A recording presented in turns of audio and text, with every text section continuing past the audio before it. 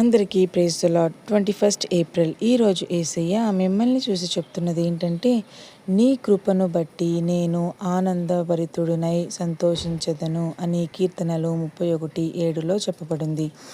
I will be glad and rejoice in your mercy. దావీదు కష్టకాలంలో ఉన్నప్పటికీ దేవుని కృపను గుర్తు చేసుకుంటున్నాడు.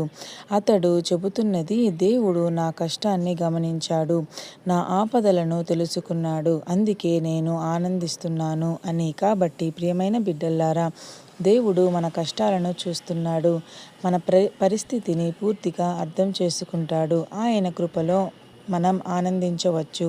చిన్ని ప్రార్థన. ప్రియమైన పరలోకపు తండ్రి, నీకు స్తోత్రాలయ్యా. మా కష్టాలను గమనించి మమ్మల్ని అర్థం చేసుకున్నందుకు కృతజ్ఞతలు తండ్రి. నీ కృపలో ఆనందించే హృదయాన్ని మాకు ఇవ్వుము తండ్రి. ప్రతి పరిస్థితిలో నిన్ను నమ్మే విశ్వాసాన్ని మాకు ఇవ్వుము తండ్రి. యేసు నామములో అడిగి వేడుకుంటున్నాము తండ్రి. ఆమేన్.